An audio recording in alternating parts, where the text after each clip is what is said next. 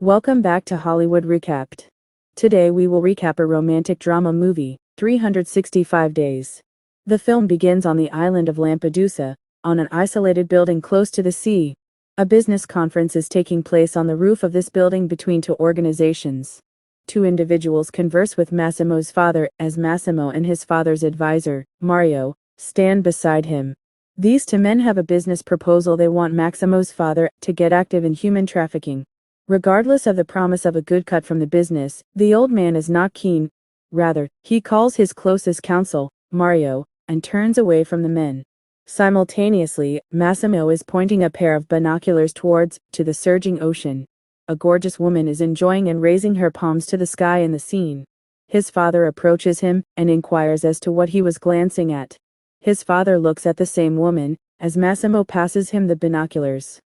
He is unimpressed and tells his son to be wary of attractive women, referring to them as paradise for the eyes and hell for the soul. He then turns towards him, reminding him that joy and pleasure will follow in due course. Concluding that this is not the time for such trivial pursuits, and suddenly blood spatters against face of Massimo. His father has been shot, and he, too, has been shot by the gangbangers.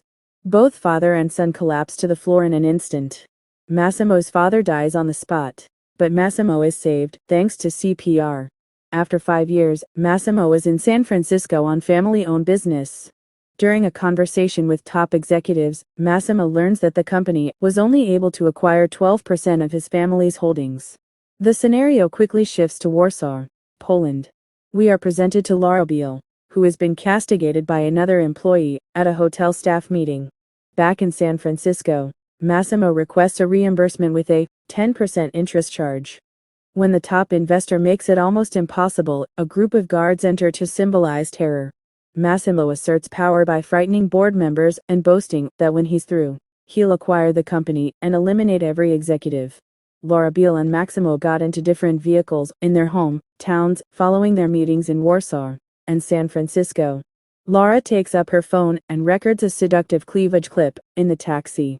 Massimo, on the other hand, receives a sex video from Anna, which he quits viewing halfway through. Laura walks in to find her boyfriend, Martin, busy on his laptop. She kisses him, but he pulls her since he needs to keep working.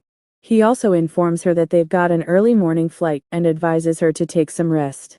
She clearly seems displeased and turns away from him.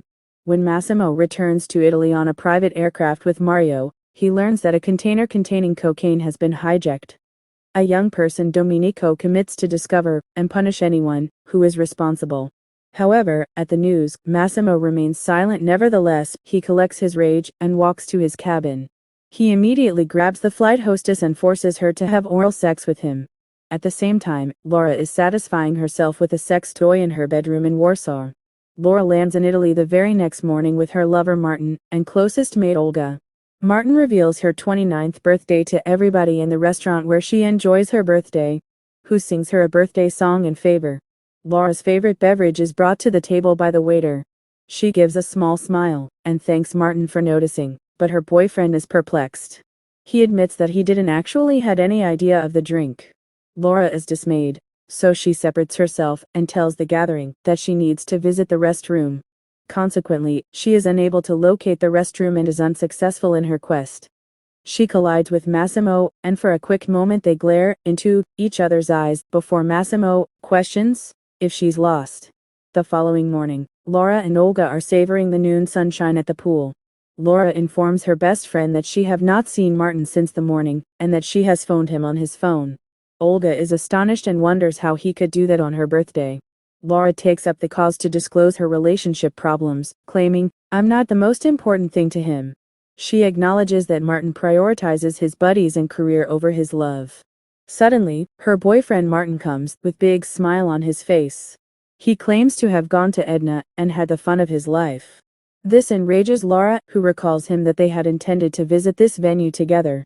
Martin warns her not to become very excited, especially because she has a weak heart. After a brief disagreement between the couple, Laura pushes Martin into the pool. Laura, sad and depressed, goes for a walk around the city, which tragically ends with this lovely lady being kidnapped.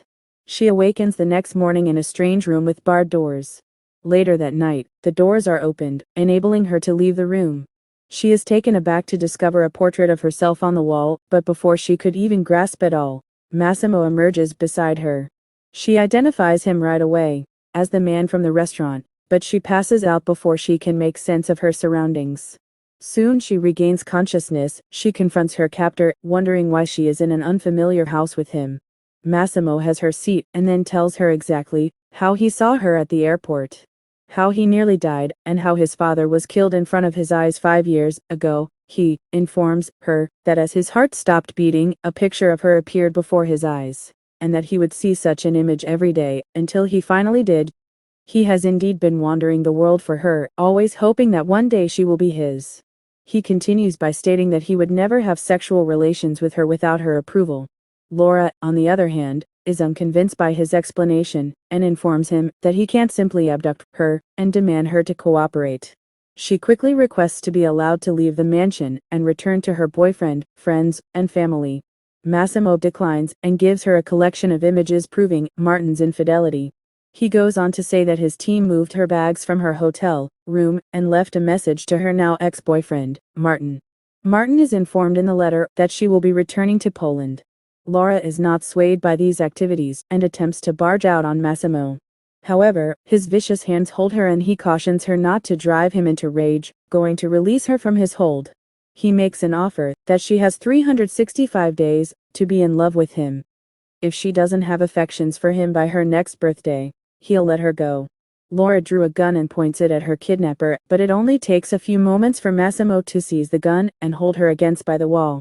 This conflict is halted by the arrival of Mario and Domenico. A dispatch has been completed. According to Mario, Massimo releases of Laura and instructs Domenico to return her to the room outside. The persistent rivalry with the Gusciuso family is destroying the business empire. According to Mario, Massimo instructs him to summon everyone together for a meeting. Meanwhile, in an abandoned confinement, Massimo speaks with a man chained to a rock.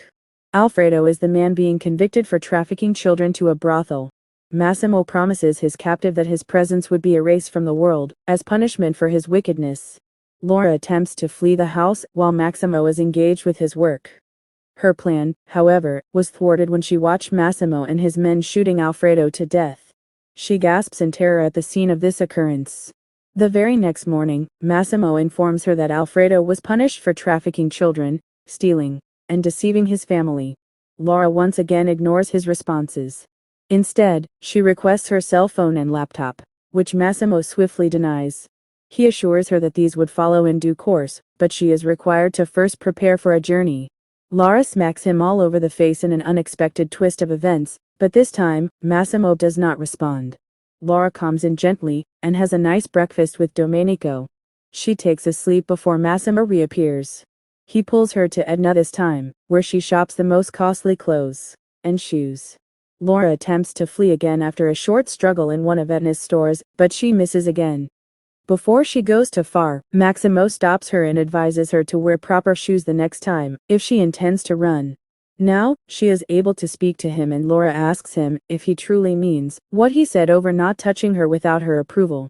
Laura requests her laptop and cell phone once more after Massimo responds okay. Later in the night, Laura and Massimo have their first romantic evening together since they met.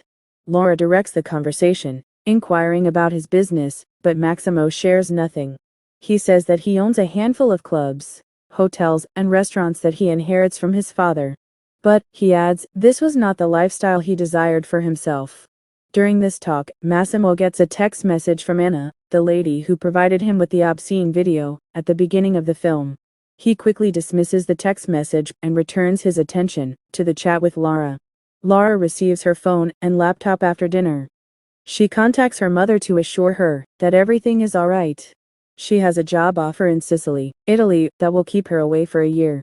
Laura awakens the next morning to find Massimo by her side. She hurries to the bathroom and takes a bath, only to be joined by Massimo a few moments later. In the shower, she provokes him with her nude body, which bothers him. Laura is compelled to travel to Rome on Massimo's private plane. Laura visits to his hotel room in Rome and seduces him again, similar to the previous time. She walks away just as he's ready to open up, however this time he binds her to his bed. Despite this, Massimo refuses to have sexual relations with her. He alternately tells her to go and get dressed, because she must go to one of his clubs. Laura dresses seductively for the club. That enrages Massimo, and she aggravates him even more by dancing with a guy from a rival crime syndicate. This man subsequently tries to get physical with her, but his effort is thwarted by the presence of Massimo, who aims two pistols at the rival group and tells them to leave his club. Laura awakens on a yacht the next morning to see Mario and Massimo arguing. Mario is visibly enraged at Massimo for firing the man with whom Laura had danced. He warns him that he sparked a battle between two incredibly powerful families, stating that the only way to calm things down was to get away of Laura and go back to Anna. Laura arrives and says sorry for her actions, but Massimo does not listen. He bursts out at her for actually appearing to his club dressed like a seductress and blames her for her conduct. And quarrel erupts between the two, resulting in Laura plunging into the sea. Massimo dives into the water, frightened, and rescues her. Laura awakes later that day, and is startled to see Massimo by her side. She thanks him for her life being saved, and he says her that he does not desire to lose her. Laura then tried to seduce him, and they eventually have their first intimate session. Following the hard and intense intercourse encounter, Massimo and Laura attend a party together, to when we first see Anna. She presents herself to Laura as Massimo's very first and real love. She warns Massimo in Italian that she intends to murder Laura. Laura demands to hear what Anna spoke of in Italian when she departs, and as soon as Massimo tells her, she turns away from him. Back at the hotel, Massimo and Laura have more intimacy.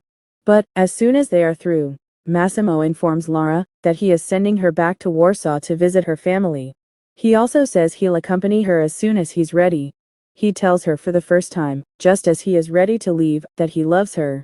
On the way to the airport, Domenico tells Laura that Anna will not be an issue. However, a phone call leads Domenico to pull over and hurry away, but not before telling a perplexed Laura to go to Warsaw. Laura returns to Warsaw and reunites with her closest friends, Olga. Olga is furious for various reasons, stating that Laura was kidnapped. Laura confirms her worry that she was kidnapped but has now become infatuated with her kidnapper. However, Laura is enraged that Massimo keeps her in the dark. She despises being handled like a doll and being sent to Poland for no apparent reason. Olga yells furiously at her to leave. The girls spend the day at the spa and the nighttime at the club together, but Laura is disturbed as she awaits for Massimo to establish contact. She encounters Martin at the club, who claims he's been searching for her for a long time. He expresses regret and tells her that he still loves her, but Laura isn't taking it. She pulls away from him and heads back home. Martin, however, does not consider giving up and chases her back to her apartment where he attempts to persuade her to return to him. Martin refuses to go despite Laura's reluctance, but when Massimo's high-pitched interrupts, Martin decides to depart.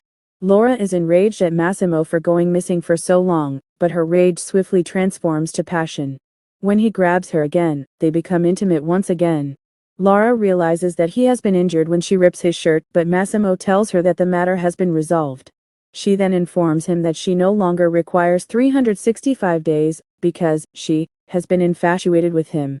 The very next morning, Massimo proposes to Laura and she accepts. He then goes on to visit her parents, but Laura warns him not to reveal them precisely everything he does. Laura and Massimo return to Italy, where Laura informs her now boyfriend that she is not feeling well. Massimo encourages her to visit a doctor, but she changes the topic. She explains that she is inviting Olga to their wedding, because her family will be unable to attend. Because she does not want them to learn about Massimo's life, Olga comes and discovers that Laura is impregnated, but instead of celebrating the occasion, she is upset that Laura became pregnant just spending 2 months with Massimo. Laura settles Olga down and advises her to inform Massimo about the situation. Laura agrees and phones her fiancé to see if they can discuss over dinner. In the meantime, Mario receives a phone call warning him that Laura's life is at risk. Meanwhile, Laura's car enters a tunnel and her phone conversation with Massimo is disconnected. Mario hurries up to Massimo to alert him of the additional information. When he learns the ramifications of this communication, Massimo bursts into tears as soon as Mario comes. Laura's car does not appear at the tunnel's access. Instead, a police car bars the entry. And the movie ends here. Soon I will be covering the second part of this movie. Let me know what you all think in the comments section below, and don't forget to like the video and subscribe to the channel to make sure you don't miss the next recap.